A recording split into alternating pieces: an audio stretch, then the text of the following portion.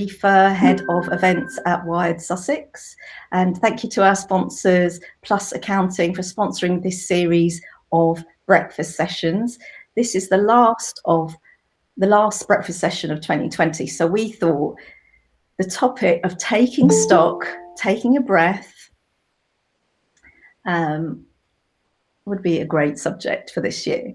So thank you so much to Trisha Brandon for joining us. And there'll be time for questions towards the end. Maybe it will turn into a bit more of a discussion rather than a Q&A, but we'll see. And Trisha, please give us an introduction to you and your work. Hi there. Nice to see you all here. Thanks for joining. I really, from the mid-90s, started working in digital as a content person in an editorial kind of realm, working for startups like handbag.com. I don't know if you remember that, back in the late 90s, and then working with other brands like weightwatchers.com on their kind of rollout of their online product and online subscription. And really about 10 years ago, made that switch to agencies, because that's where the need really seemed to be, to really help other brands kind of get their online content in a good place. So that started, there was a lot of social media in there and a lot of kind of campaign management and content creation. But really the last 5 years or so, it's been around actually making more impact with what we're doing, rather than actually more. Hold on.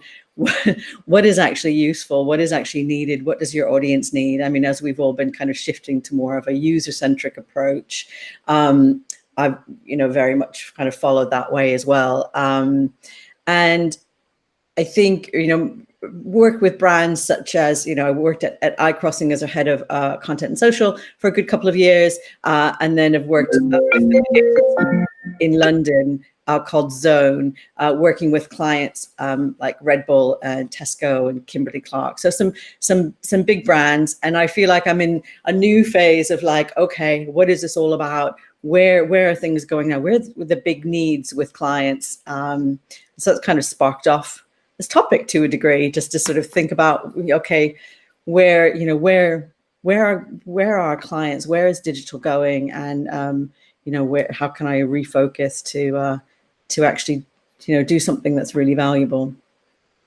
So that's really fascinating. Thank you. And how did you come up with this topic? Because it really sparked interest for us in our team, because you gave us a whole list of topics that you could possibly talk about today. Why is it important to take stock? I think I've been hadn't really pinpointed, been sort of thinking quite a few things the last sort of few months. Like, things have changed a lot. My working patterns have changed. I used to have a big commute that I don't have anymore, which means time and, fewer expenses. So that's been a huge shift. Also, it's given me a lot more headspace to really just be more reflective in my, in what I'm spending my time doing, in what makes me happy. And that, layer of reflection has really been quite a profound sort of shift for me, I think. Whereas before I was so busy, there was, never enough time in the day, and so busy doing what had to be done, I didn't necessarily have that. But then I also read a Forrester report that said something that really resonated, and I thought, okay, this isn't just me feeling this. This is the industry feeling this. This Forrester report said, one of the sort of key takeaways is that we need to focus, adapt, and embrace new trends, which I thought, that is bang on to what I'm thinking about.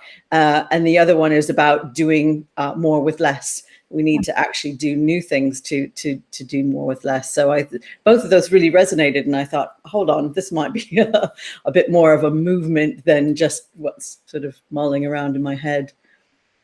So how have you been applying these ideas to your clients?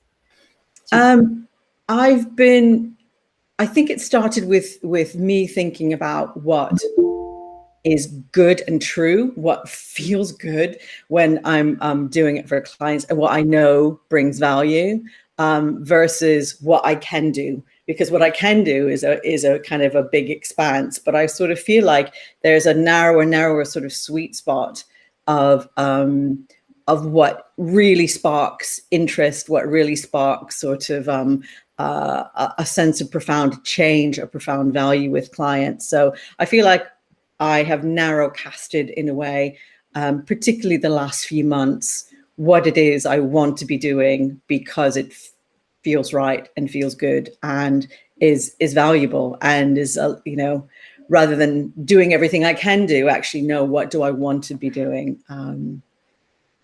Yeah, it's kind of driven me to kind of be a bit bolder in that way, I think.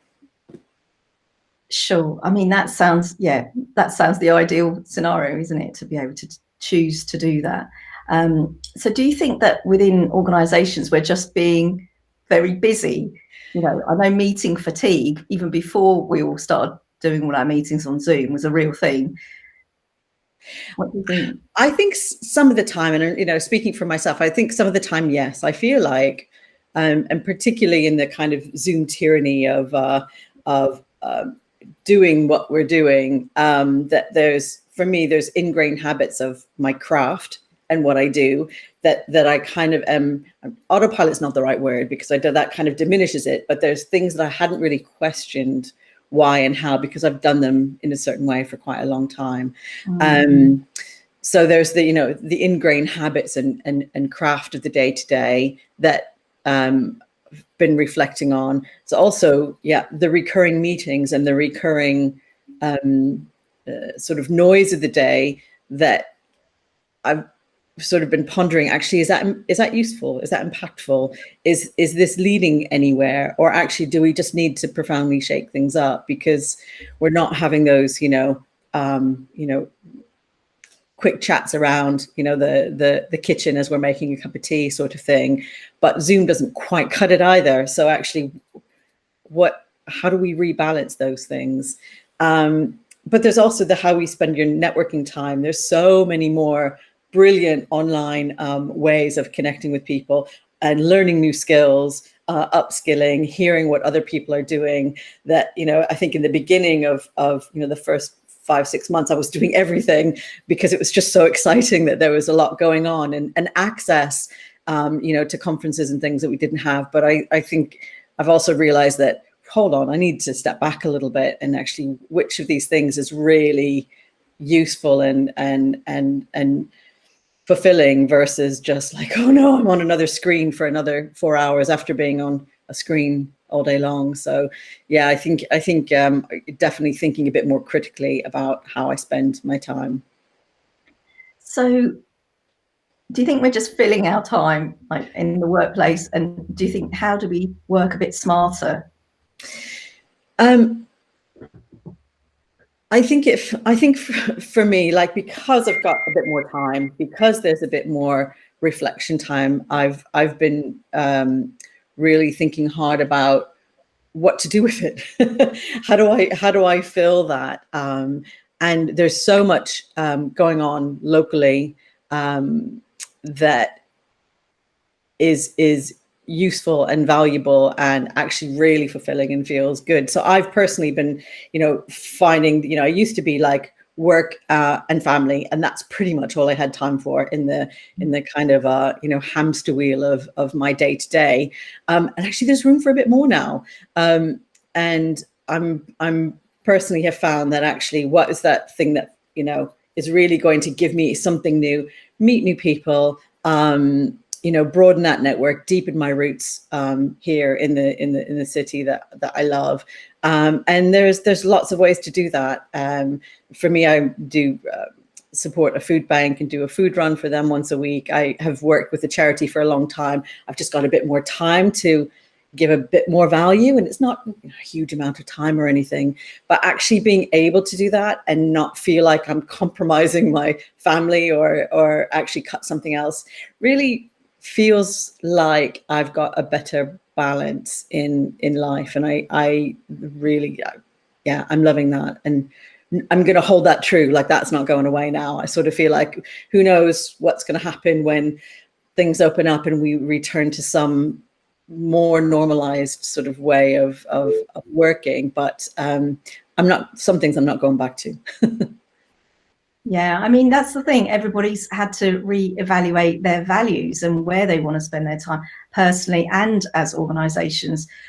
Yeah, certainly what is most important to you is, as individuals, let alone organizations, is really important. And that's what's made everybody reset their mindset, I think. So do you think sometimes we just stay in the same routines because it's safe, it's what we've always done? And how can we sort of shake out of that? Yeah, I think we do, and I think there's a comfort there, which is, during these past few months, that comfort's not necessarily a bad thing, because we all want to feel that stability and like we kind of know what we're doing. But I also wonder if there's also a bit of fear of change, right? And I think this is a really great opportunity to be bold. And to really kind of step back and maybe be a bit braver if you've had something you've been thinking about doing but have worried about it. I think this is a time when people are doing new things and changing what they're, your patterns and what you're doing. It's really kind of fascinating to see so many people like moving out to the countryside and thinking, hold on, I'm having a fundamental shift in my life based on these last sort of, 8 months or so. And I think we all can think about what that shift is for us, whether it's, a profound thing like, completely changing your job, or whether it's actually, I'm going to, adjust. Someone on my team phoned me the other day, and she's a single mom with a child who's starting school in September. She's like, I'm just not feeling it. I just don't want to be doing this for, my daughter's starting school. And she said, I'm going to pause. I'm just going to take off and stop working. She's able to, because she's saved and can really, isn't having the expenses she had from commuting. So she's like, I figured out that I can not work until my daughter starts school, and then I'm going to look for another job then. And I thought, wow, that is bold, because I think it sounds like a scary thing, but she'd put a lot of thought into it. And like, I think, a year or so ago, that she wouldn't have been in that place in some ways, but I think it sort of sparked her to really think differently and think about, what matters in her life. So I was really I was really excited for her about that, and thought that was incredibly bold. Yeah, definitely. It's all about your priorities, isn't it? And when it only had to take a global pandemic for us to also kind of think about what's really important for us all. I think one of the things as well is looking at your values and what's really what we can really celebrate as well. We just had our members meet up, and we asked a lot of our members to make a little film for the live stream and to sort of reflect on what they had achieved in this year. Because although circumstances have been really difficult for a lot of people, some people have been really quite successful, and it's not to feel guilty about that, or have had projects which they didn't think that they could have done before, or pivoted and changed their business altogether. So that has found I found really inspiring this year. I've seen some comments already. Thank you, Trisha. But some comments already. Although, can I see them? I don't know. Here we go. I get confused with like Zoom way of doing things and the other one, UX. Okay. So Anne, I think, was talking about like having more time to exercise when you're not commuting, I'm assuming. And Vicky King said, now it feels like as individuals, we have changed our working patterns, expectations and perspective. So the question is, how do individual needs work within a business going forward, and the culture that has been previously created? That's a really good question. And I think a lot of it depends on leadership, because things will have changed for them as well. And I think if it's a bold and open kind of leadership style, the culture will need to shift, and will have likely already be in the process of shifting to accommodate people's, kind of whole day to day and their whole needs in a work situation. And certainly I've seen some of my clients do that as well, and are being a lot more just life and home are much more kind of intertwined, and there needs to be a lot more flex and acceptance of that if you want to get the most out of your team. And but I think not all leadership is as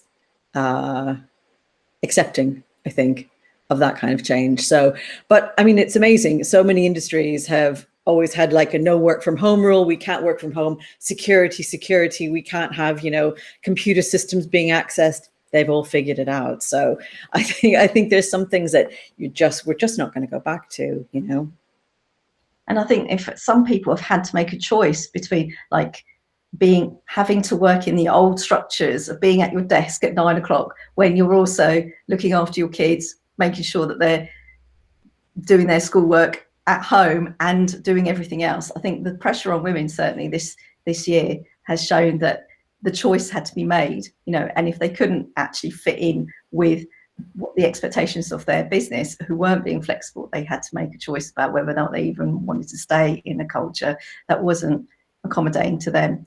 I've seen that quite a lot lately. There's also, Anne was saying about it depends on work culture and leadership, exactly. And Vicky said, I think the fear about being spoken about can come, sorry, Vicky, let me read this properly. Yes, I think the fear being spoken about can come from the business leaders, i.e. this is how the business has always been run and fairly successfully, so the change can seem daunting, but individually change can seem pretty exciting. Exactly. Yes. And Anne says, yeah, agrees. So there's a big tension there. And sorry, Gianna Luca also says not just for women, of course, yes, both caregivers. It's particularly in my sphere. I've just had a lot of people expressing to me that the leadership in their organisations was from men that probably had more help at home. And yeah. So shall we open it up to more questions? Rachel's joined us. Hello, Rachel Gilmore. Nice to see you. Hiya. Matching outfits. Excellent. Yeah, so you can unmute yourself and just ask a question, or maybe just give a comment, or how's your year been? Yeah, it'd be good to hear how other people might be taking stock and the types of sort of insights you're finding from these sort of past months. Can I jump in? Yeah, I was going to say I thought it's interesting about what it will go back to and kind of cultures of work and working from home and things like that. As a manager, I've found what's been really great about this year is it's broken down a lot of those kind of perceptions of and the fear of letting people be a bit more autonomous and kind of create their own schedules and work on their own terms from home. Because if anything, we've definitely found, I think it's probably been, the most productive year. People have worked, harder and more conscientiously from home than I think we've ever had, in the office. There's been virtually no sick leave. People have been like just so dedicated and kind of work so brilliantly from home on with that kind of by being given that autonomy to do so, that I think that's what's going to be the massive shift, is kind of managers and business leaders seeing that it's okay and to let go a little bit. That's awesome. Vicky said that as a traditional business, we've shifted pretty significantly to a work from home flexible setup without much disruption. So she totally agrees with you, Nick. Trisha, did you want to? Oh, you're on mute, Trisha. No, I was just going to say it's I kind of found that with my teams as well, that people have risen to the occasion and really kind of relished sort of the sharing of what we're doing, and without some of the other pressures that we've lost. I mean, not that there aren't real pressures that have been added, but that it's brought out different behaviors, and some of the people who maybe were more quiet and sort of less sort of like the first person to be there to help with anything. There's been a bit of a shift because I think so. Some people are finding it more difficult, and particularly younger members of my team who might be living in a house share and things like that. So I think it's been a really interesting situation to see different facets of people come to their workday. Yeah, and actually I think seeing a kind of bit more of a glimpse into people's home lives has helped bond teams as well.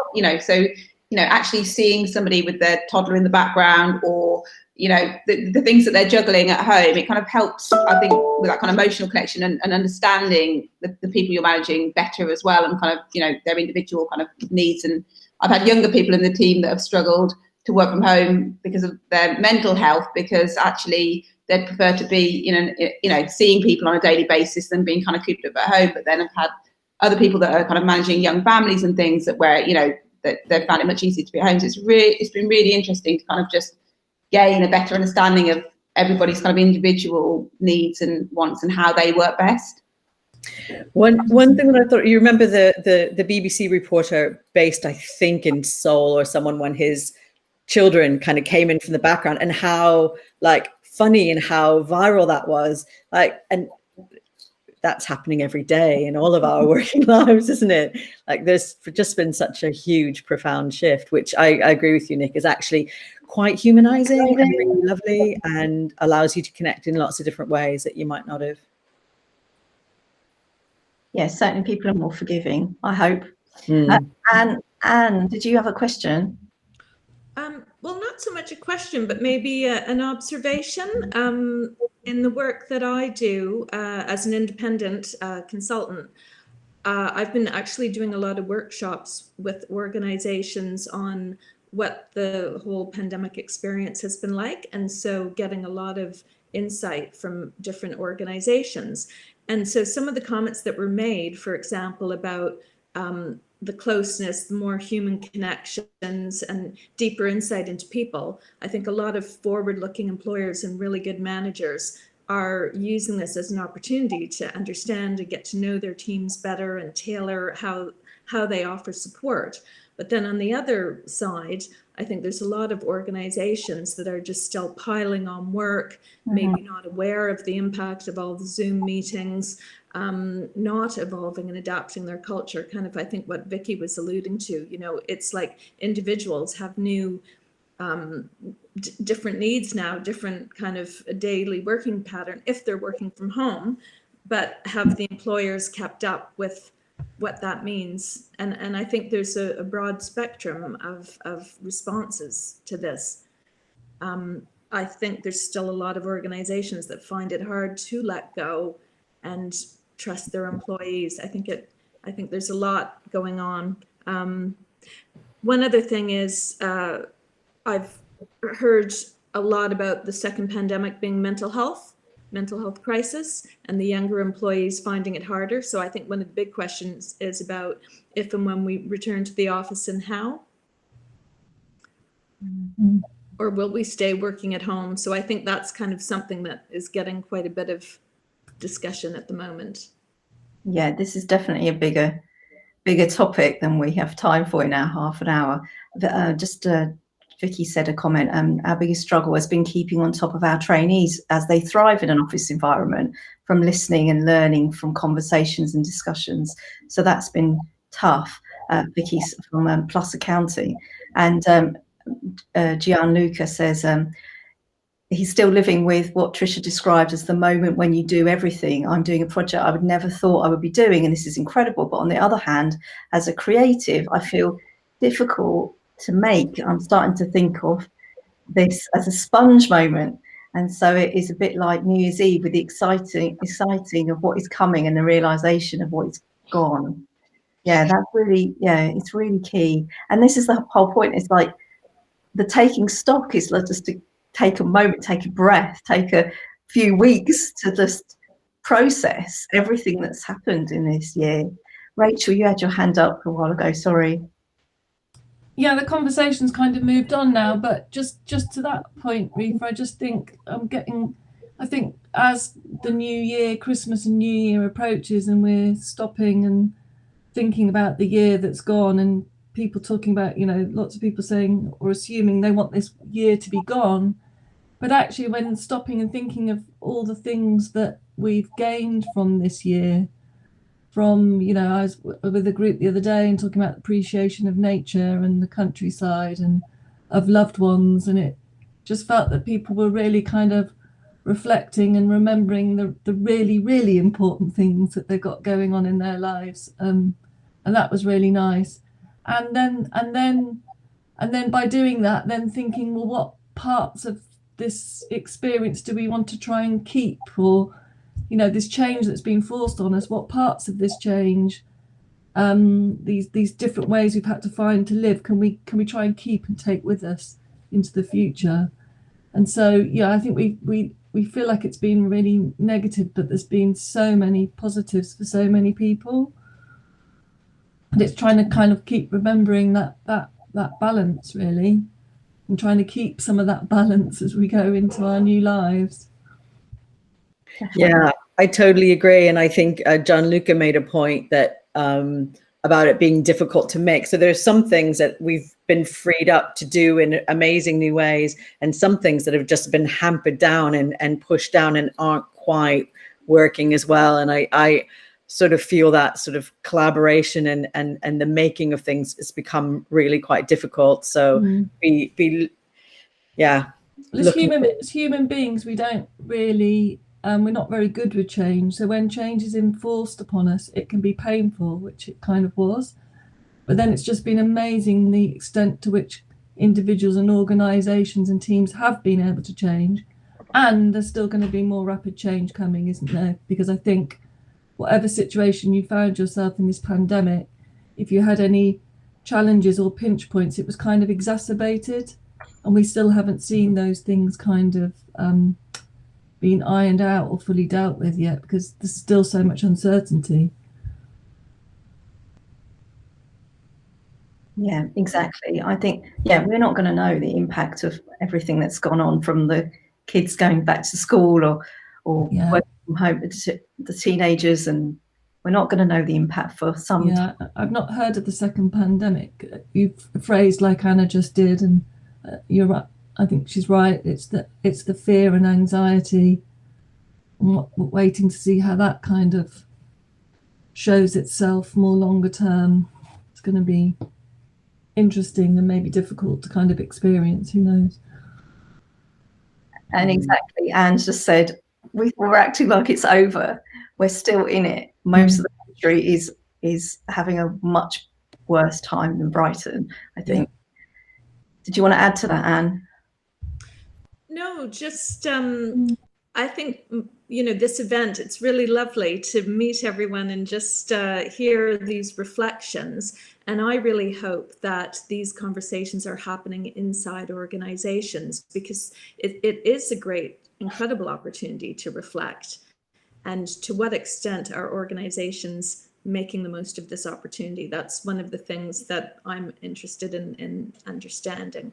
And it sounds like this group here is, and that's why we've all been attracted to this topic. Yeah.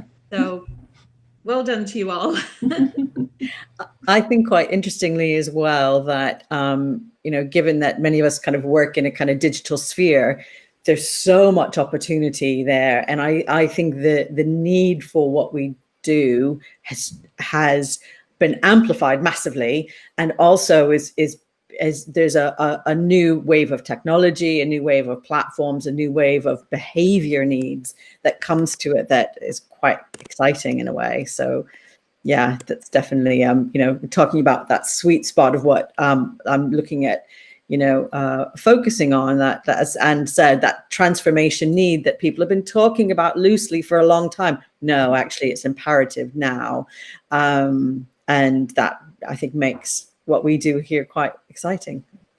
Exactly. Thanks so much, Trisha. Just on that note, we have a whole bunch of Brighton immersive events that are open to everybody, that we explore all these different technologies. We had one last night in an actual virtual hub, so that was quite fun.